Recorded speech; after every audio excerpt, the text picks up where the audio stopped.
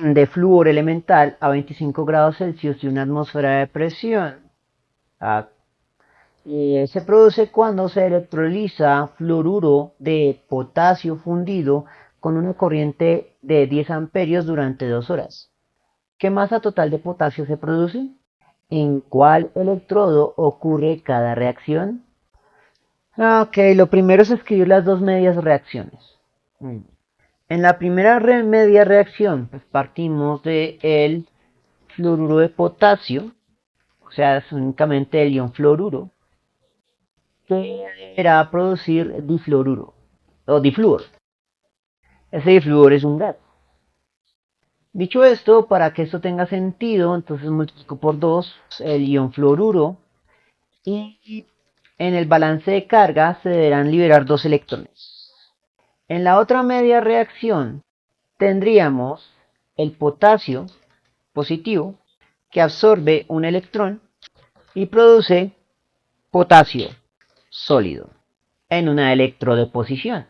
Balanceamos las ecuaciones para la carga. Si 2 electrones salen de un lado, 2 electrones deben entrar del otro lado y por lo tanto debo multiplicar por 2 toda la otra media reacción.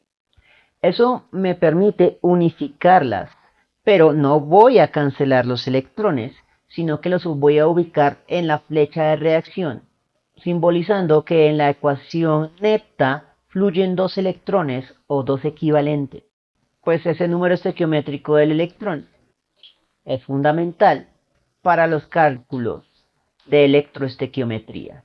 Finalmente, pues fusiono esto y serían 2 fluoruros de potasio, con lo cual obtenemos la ecuación balanceada para masa y carga.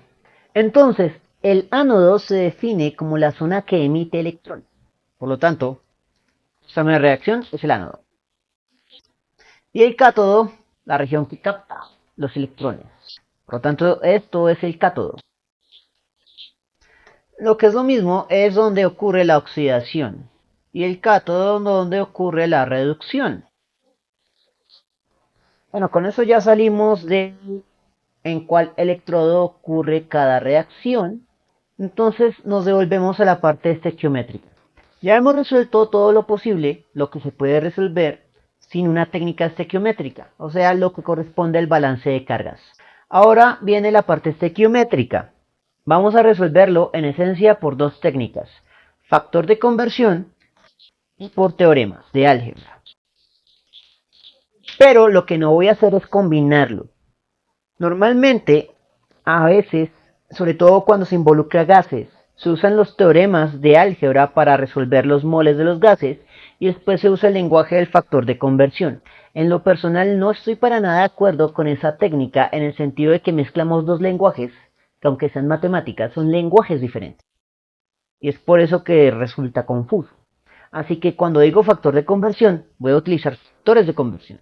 Cuando digo teoremas, van a ser teoremas, pero en la medida de lo posible no los voy a combinar. Dicho esto, necesito invocar el teorema que está dado para cualquier condición de gas. Entonces, esto sería el factor de conversión para la electroestequiometría de un gas en cualquier condición. Pero yo lo definí para poder calcular el volumen el volumen en litros del gas involucrado. Lo que debemos hacer es tomar este procedimiento y asumirlo como si fuera una cuasi ecuación para la pregunta que estén haciendo. Debemos determinar entonces la pregunta. Nos están pidiendo qué volumen de gas. Así que convenientemente eso está definido para volumen de gas.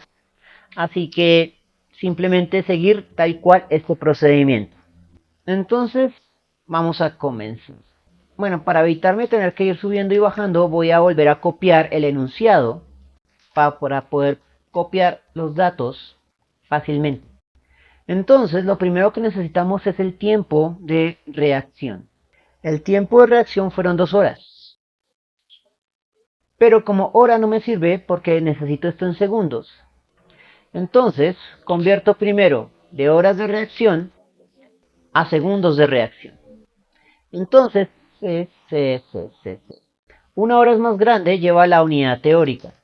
Y sabemos que la cantidad de segundos en una hora es igual a 60 por 60. es decir, 60 al cuadrado.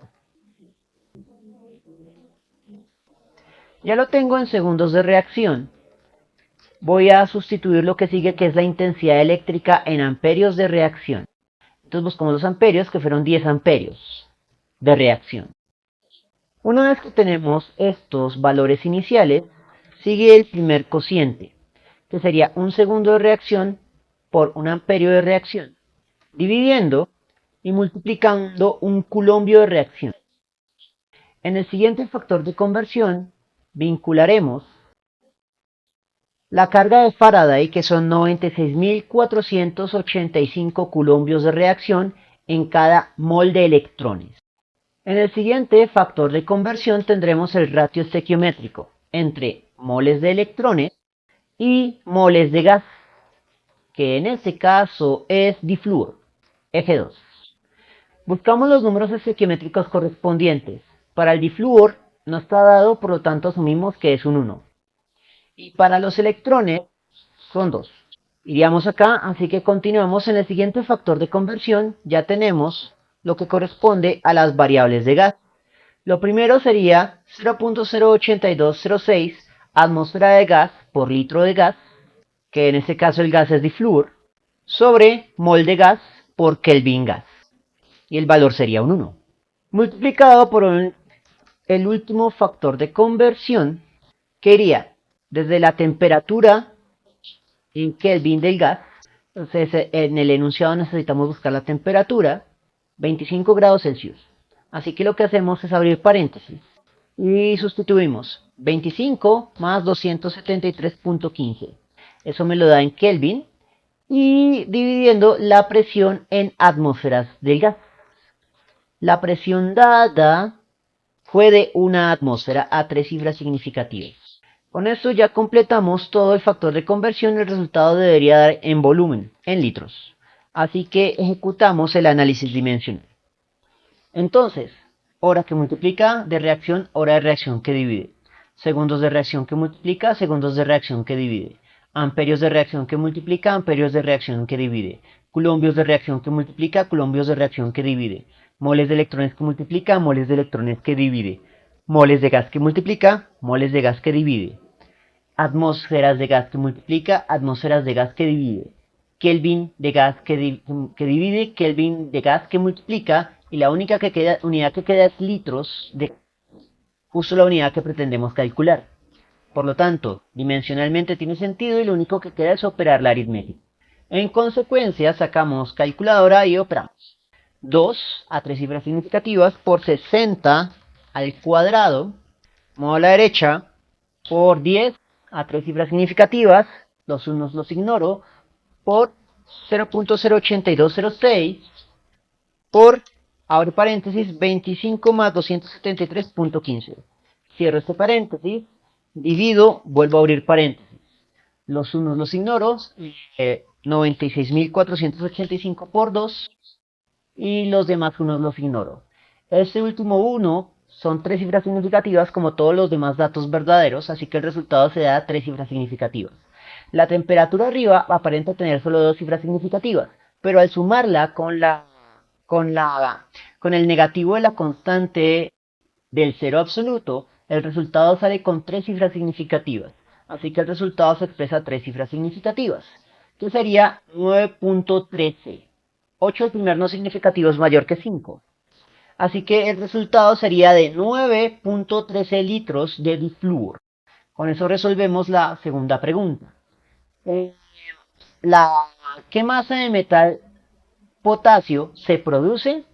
Entonces, lo que vamos a hacer es tomar básicamente esta misma ecuación, y en el punto en el que hacíamos el ratio estequiométrico hacia el gas, en lugar de moles, sería moles de potasio. Y allí, en lugar de un gas, tendríamos la conversión a masa a través de la masa molar. Mol de potasio divide, gramos de potasio multiplica. Con lo cual el resultado se expresará en gramos de potasio. Revisamos el análisis dimensional para corroborarlo. Entonces sería horas de reacción, segundos de reacción, amperios de reacción, culombios de reacción, moles de electrones, moles de potasio. En efecto, lo que queda son gramos de potasio. Por lo tanto, dimensionalmente tiene sentido y lo único que queda es que un mol de potasio debe tener cierta masa, que buscamos en la tabla periódica como 39.10, con lo cual ya podemos operar esta aritmética. 2 por 60 elevado al cuadrado, modo a la derecha, por 10 por 39.1, divide, abre paréntesis, y nos faltó ver el número estequiométrico del potasio en la ecuación química balanceada. El número estequiométrico del potasio es un 2. Pero en este caso podemos hacer lo siguiente. 2 que multiplica y 2 que divide se cancela. Ahora sí, continuemos con la aritmética habiendo corregido ese error. Como cancelamos ese 2, no tenemos que modificar nada de lo que hemos insertado hasta ahora. Estamos en divide y abre paréntesis. Todos estos son unos.